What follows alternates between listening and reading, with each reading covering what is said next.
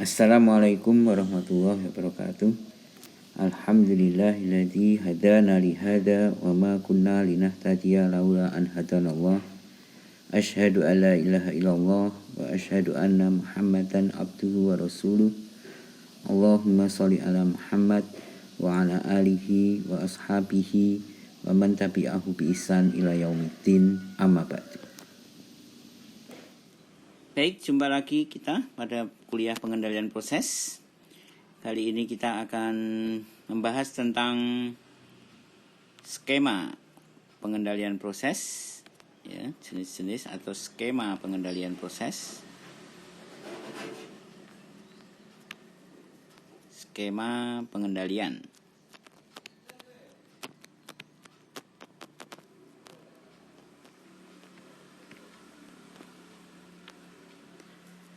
Dalam pengendalian, khususnya di pengendalian proses, kita mengenal beberapa skema.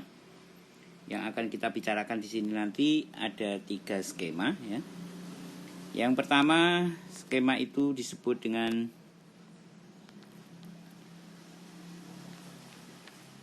feedback.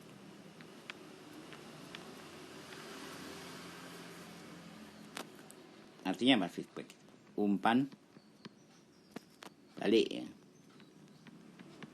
Bisa diartikan feedback itu adalah umpan balik, yaitu pengendalian dengan skema feedback atau umpan balik. Kita ambil satu contoh. Kemarin kita sudah membahas contoh adalah untuk liquid heating tank dan liquid tank, ya. Sekarang kita gunakan contoh di menara destilasi. Pada sistem menara destilasi misalnya, kita punya sebuah menara destilasi dengan umpan, satu buah umpan yaitu F dengan komposisi ZF, ya. Lalu di sini kita punya produk atas yang berupa vapor atau uap. Lalu kita kondensasikan dia dengan kondenser. Di sini kita punya kondenser.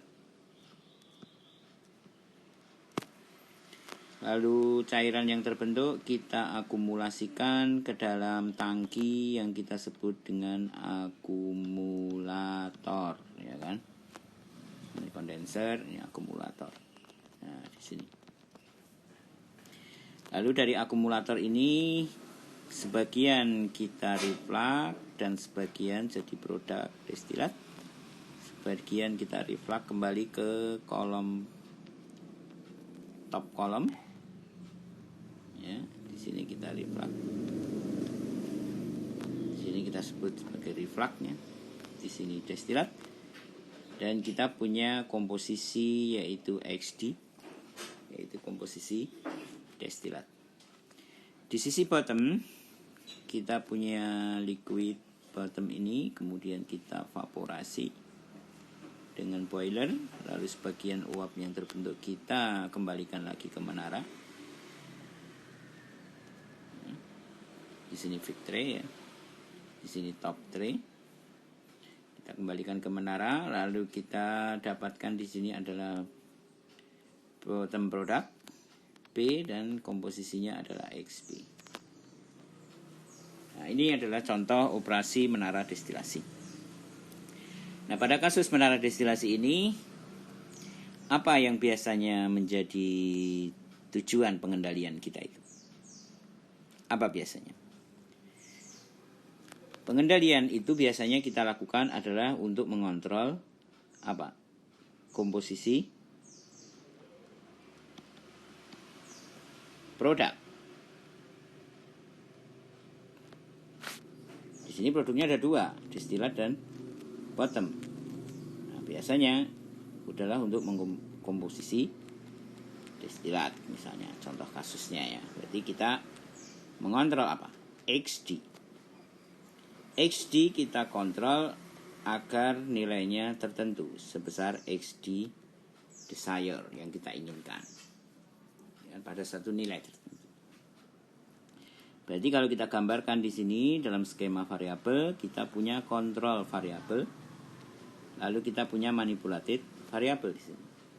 Kontrol variabelnya adalah XD. Manipulated variable berarti di sisi input. apa yang paling berpengaruh terhadap XD? Kalau Anda cari di separasi, konsep separasi, maka XD itu akan dipengaruhi nilainya oleh besarnya reflux. Maka XD akan sangat dipengaruhi oleh reflux. Sehingga dalam konsep pengendalian ini, reflux kita pilih sebagai manipulated variable. Artinya variabel yang kita manipulasi untuk mengendalikan nilai XD. Nah, jadi di sini objektifnya adalah XD, manipulated variabelnya adalah reflux. Kalau kita punya 2 poin di dalam input, ada reflux, ada manipulated variable, ada satu lagi jenisnya apa namanya?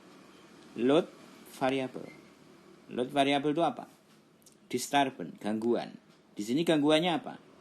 Gangguan yang mungkin di sini adalah umpan, ya kan? Komposisi umpan mengalami perubahan baik flow rate maupun komposisinya, maka otomatis akan mempengaruhi destilat produk.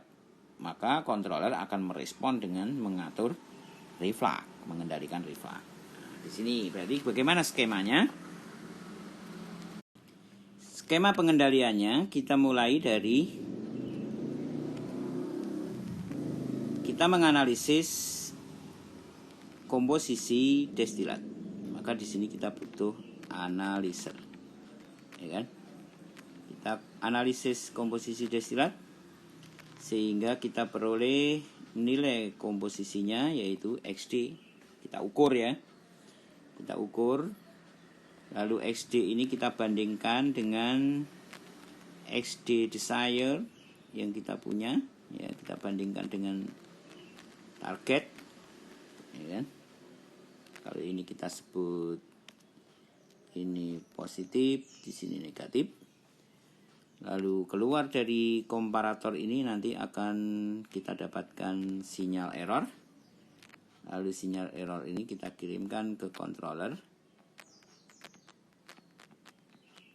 Ya kan? Kita kirimkan ke controller. Ini. Lalu controller akan mengirimkan sinyal action ke keran control valve di sana, yaitu ke keran reflux. Nah, itu skema pengendaliannya.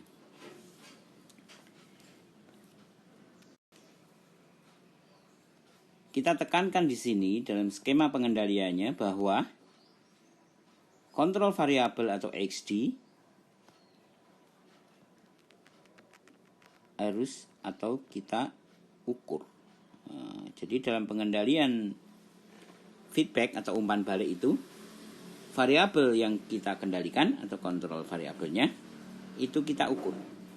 Maka di sini kita pasang analyzer, ya kan? Diukur. Mungkin agak sulit mengukur komposisi itu ya secara langsung. Harus dengan menggunakan titrasi dan sebagainya atau menggunakan elektronik pun dia biasanya mesti punya delay, ya kan? Tidak mudah membaca komposisi suatu bahan itu.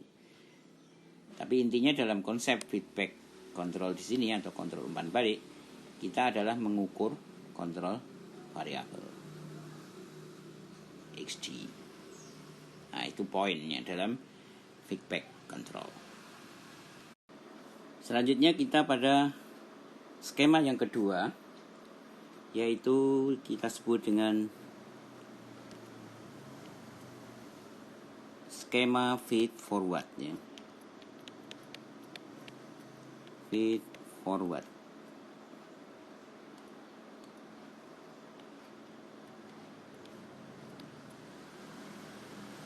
Skema feed forward. Nah, kita ambil pada contoh kasus yang sama, yaitu menara destilasi. Sini kita punya menara destilasi.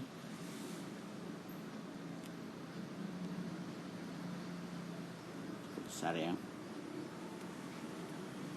Satu umpan F di sini dengan komposisi ZF. Lalu di top sini kita punya produk top yang kita pasang kondenser. Lalu ditampung di akumulator. Kemudian arusnya kita bagi dua, sebagian kita kembalikan ke reflux.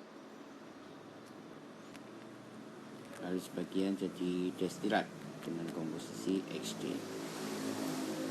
Demikian juga di sisi bawah, kita uapkan kembali untuk kita masukkan ke menara. Kita punya produk bottom dengan komposisi XP.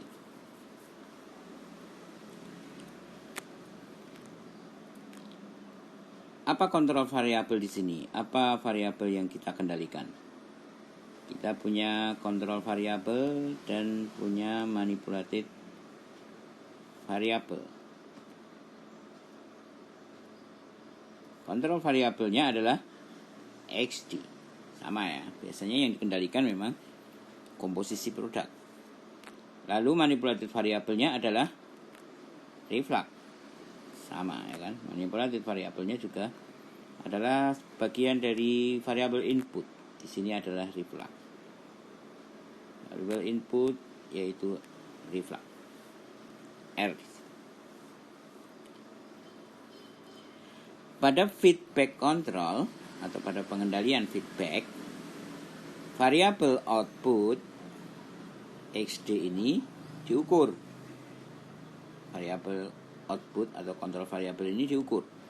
Nah, pada pengendalian feed forward atau pengendalian maju, umpan maju ya ini, maka di sini yang diukur bukan lagi kontrol variabel, tetapi yang diukur adalah load variable, yaitu disturbance, gangguannya, disturbansinya. Mana gangguannya? Yaitu variabel F. Maka di sini kita pasang analyzer.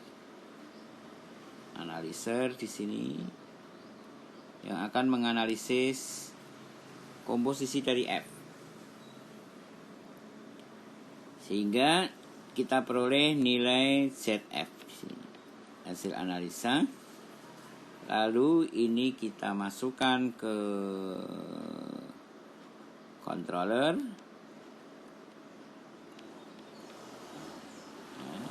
Masukkan dia ke controller. Lalu controller akan melakukan action ke reflux atau mengendalikan reflux. Jadi apa di sini bedanya antara feed forward dengan feedback?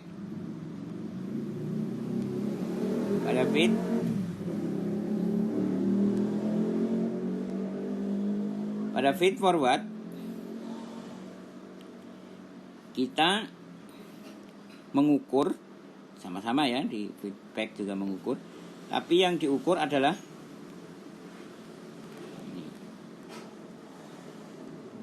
load variabelnya. Jadi yang kita ukur itu adalah gangguannya, disturbansinya. Gangguannya kita ukur, lalu controller akan merespon actionnya ke manipulated variable. Jadi beda dalam yang diukur ya. Kalau di feedback tadi yang diukur adalah hasilnya, lalu respon terhadap manipulated. Kalau di sini yang diukur adalah inputnya. Input selain manipulated adalah gangguan atau disturbansinya. Jadi yang diukur adalah F atau gangguannya.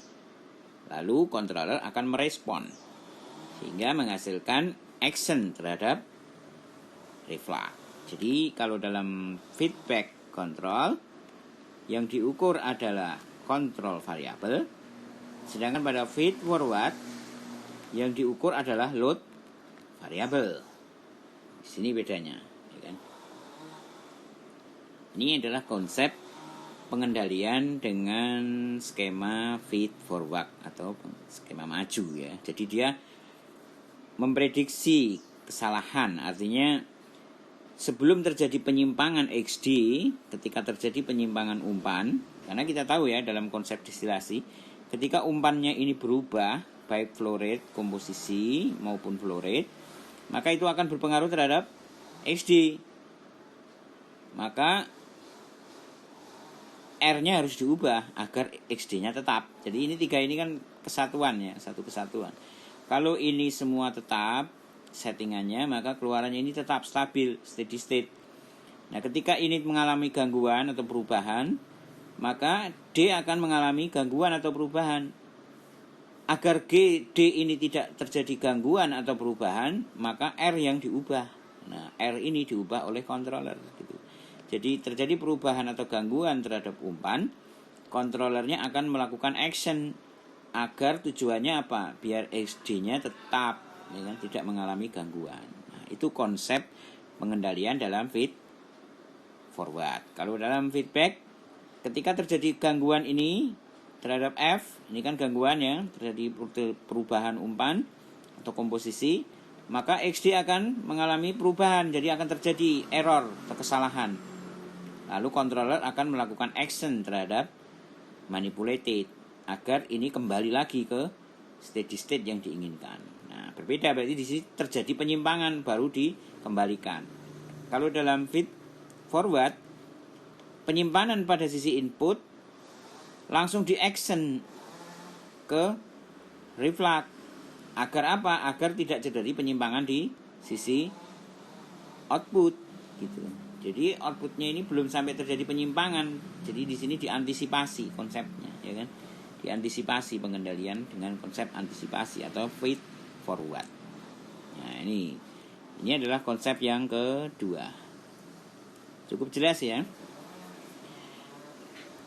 Baik, kita lanjutkan pada konsep yang ketiga. Konsep yang ketiga disebut dengan inferensial.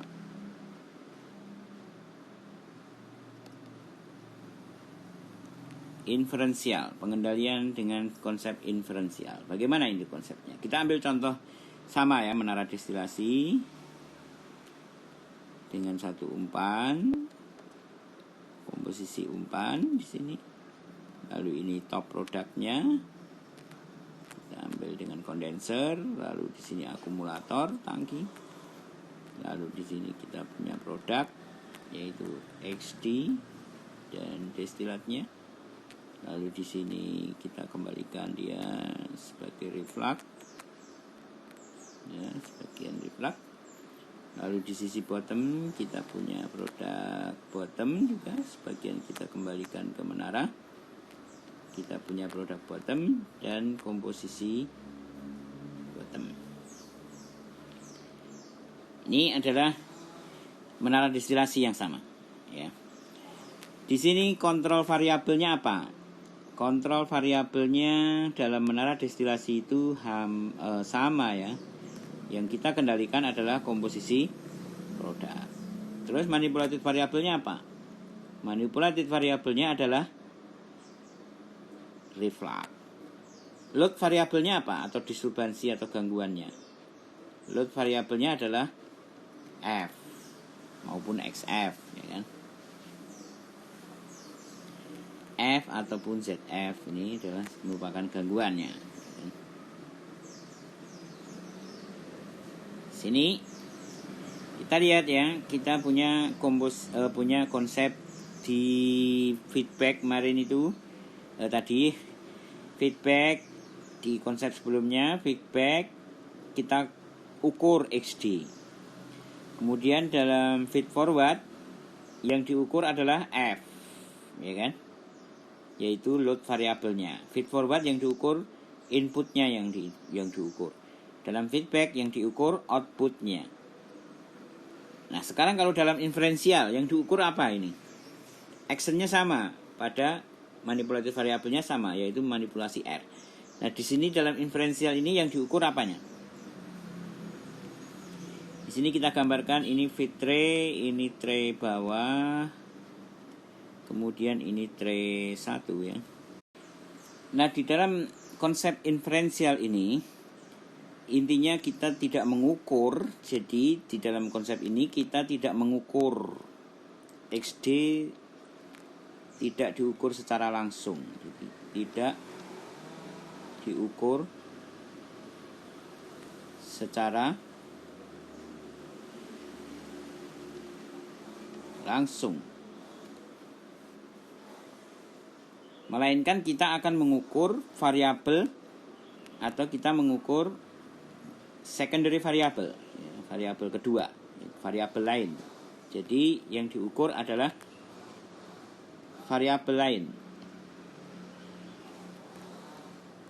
Kita ingin mendapatkan komposisi, tapi kita mengukurnya bukan langsung ke komposisinya, tapi variabel lain. Anda tahu ya bagaimana kita mengukur komposisi itu? Kalau menggunakan analizer bisa dititrasi, bisa menggunakan alat GC dan sebagainya. Tentunya untuk mendapatkan hasil, apa yang terjadi kalau menggunakan alat-alat seperti itu? Ada lag nanti kan, ya kan, ada jeda, kan butuh waktu, ya kan. Nah kalau terjadi pengukurannya saja sudah butuh waktu, bagaimana dengan responnya? Controller merespon kan juga butuh waktu. Berarti penyimpangan itu nanti akan terjadi dan sangat lama untuk kembali ke steady state. Artinya akan terjadi delay. Nah, delaynya digabungkan nanti bisa jadi sangat besar gitu. Karena itu kemudian muncul konsep baru. Kalau begitu kita jangan mengukur XD, terlalu susah kalau mengukur XD. Maka kita ukur variabel lain selain XD yang bisa menggambarkan atau bisa memprediksi nilai XD. Apa itu variabel yang kita ukur? Yang kita tahu di dalam menara destilasi itu ada prinsip apa? Kesetimbangan fase.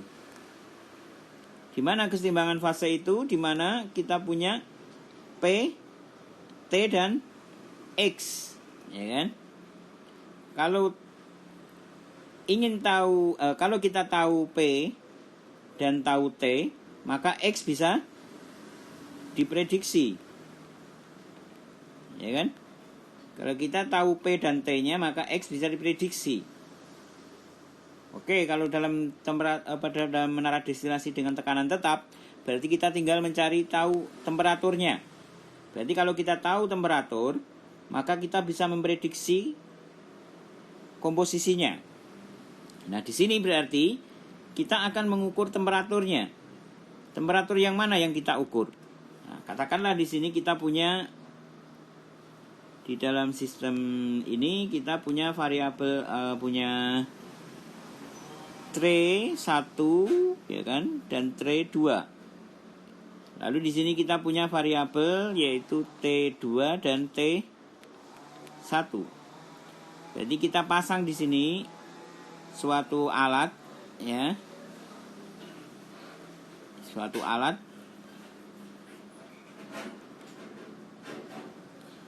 kita sebut apa alatnya ini? Yaitu estimator, ya kan? Karena dia tidak mengukur ya, tapi dia mengestimasi. Estimator. Nah, alat ini akan mengukur atau mengestimasi dari nilai XD berdasarkan temperatur 1 dan temperatur 2. Maka dia akan menghasilkan nilai XD terprediksi. Lalu dari estimator ini akan dikirimlah ke controller. Di sini akan dikirim ke controller nilai XD-nya itu.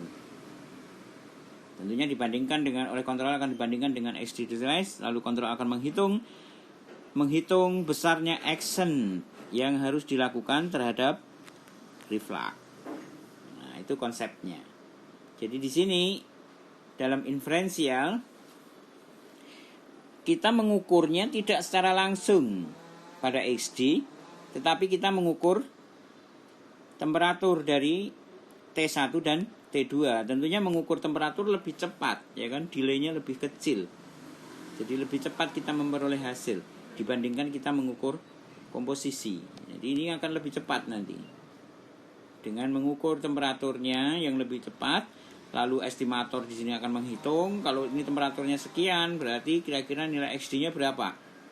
XD sekian. Wah, ini berarti menurun dari target. Maka controller akan melakukan action, berarti refluxnya dinaikkan dan seterusnya. Jadi di sini output ini tidak diukur, tapi yang diukur adalah secondary variable. Kalau feedback yang diukur ini, feed forward yang diukur inputnya, yaitu load variabelnya, gangguannya. Kalau feedback yang diukur yang dikendalikan. Kalau feed forward yang diukur gangguannya. Kalau inferensial yang diukur parameter lain selain output dan pengendalian. Berarti dikatakan di sini parameternya apa mestinya ini? Ini termasuk bagian dari output, ya kan? T1 dan T2 ini bagian dari output. Apa bagian dari output yang kita tahu di dalam konsep variabel kemarin?